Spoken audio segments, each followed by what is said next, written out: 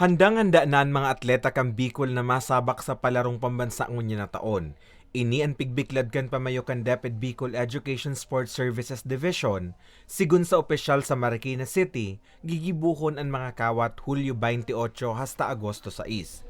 Alagad ginibo na kanakaaging simana sa Santa Cruz, Laguna ang qualifying rounds, kung saan 8 na sa 19 kawat o events na babalehan kan Bicol Region Delegation ang lusot na sa qualifying round. Walang mawawala sa amin. Kayo talagang nandun na. At maganda po ang naging resulta because of our regional, invitational tournaments na ginagawa during the pandemic, yung mga RASI invitational competitions, patuloy po, saka yung sports clubs, gumanda po ang ating sports program dito sa Bicol Region. Sigo naman sa pamayo kan DepEd Bicol, pig-iing kaminar kan ahensya ang pagkakaigwanin Sports Academy ang lambang probinsya, siring kan sa Camarines Sur. Pinagduunan kan opisyal na magayon ang resulta kaini.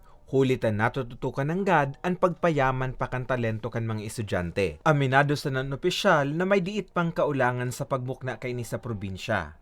Bakit ang region ay hindi makaput up ng sariling academy? Wala tayong pondo, wala tayong local government na partner, halimbawa regional office, wala kaming regional governor na pwede namin hingian ng fund.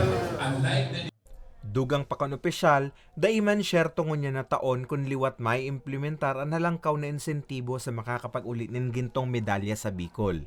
Siring ka nangyari kan 2019.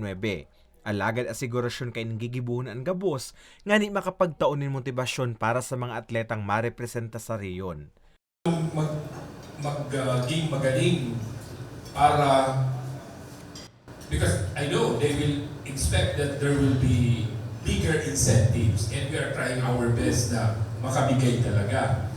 Sa hore, pagirumdum kan opisyal na apwera sa makukuha ang insentibo, dapat maging inspirasyon asin motibasyon kan mga atletang Bicolano ang mga oportunidad na mabukas para sa mga ini. Sa oras na maging angat sinda sa napili nindang sports.